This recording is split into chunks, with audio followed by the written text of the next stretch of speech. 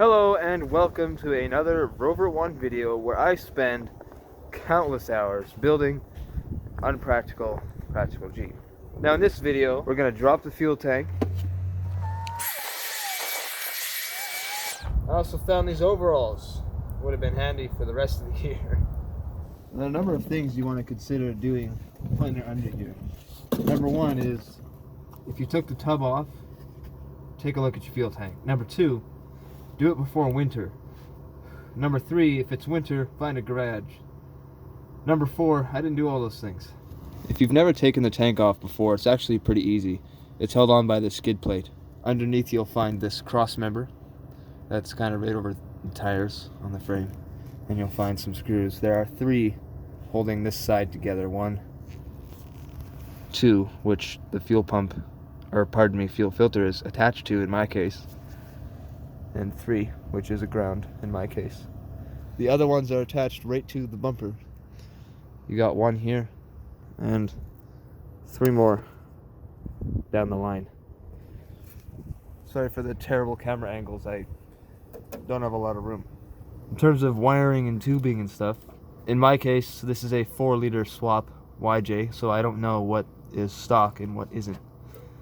And so this white wire is power. This black wire is that ground wire. And so here are some hoses here. There's one hose. There's another hose, which goes to the fuel filter. There's some breather lines, some wiring here for the tail lights, and then the fuel filler hoses. I don't want to disconnect those actually. So instead I just took out the screws surrounding this, and I'll just push that out as I lower the tank. But in my case, one of these hoses is going through the cross member. So if I were to drop the tank, I would yank this out. And as you can see, it would be hard to disconnect it from up there. So my next best option is to come around and disconnect it on this end. It's wintertime, which means everything is going to be hard and rigid and not very pliable. So you have to be careful when yanking these off. And these breather lines, I think, they go up into the cavity where the driver's side tail light is, so we don't need to worry about those. If you're going to tackle this job yourself, make sure that there is not 40. Make sure your tank is empty or close to empty. That way it won't be so heavy as you're lowering it.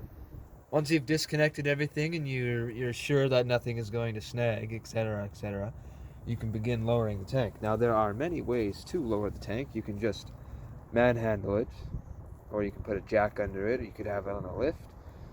2x4 leverage, any kind of way you can lower it safely. Now this thing, like I said, has about 40 bucks of fuel in it because I'm smart. So I'm going to use a jack, let it down slowly. What I've done is I've taken out all the bolts on the front side, and on this side here I've only got that one left.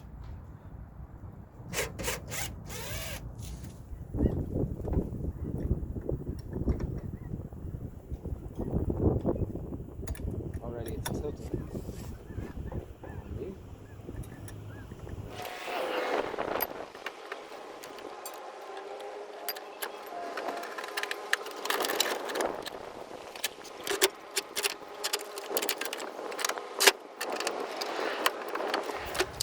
Okay, we got the thing out. That took almost 10 minutes. Now, there are some cables, okay? This one here goes to the tail light on this end. And then there's one over here. This one here, that goes to the tail light on the driver's side. So keep those in mind. Beautiful underside of this body. Alright, so let's take a look here. This is the top of my fuel tank. By the way, this might be a good time to swap fuel tanks. This is the top of mine, and as you can see here, there are some wires coming out of it. There are two here, purple with yellow stripe, and looks like black. Both intact, I guess.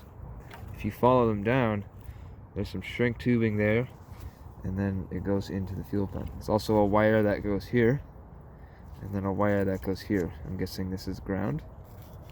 Both of those, brown and black big wires, come out into this connector. Right there, brown and black. There's another wire there that's cut And if you look on the inside, there's no prong for it. If you look on the Jeep side where that plugs into, it goes into here. There's a black with yellow stripe, a brown or tan, and then an orange. And this must be the 3 wires people keep talking about.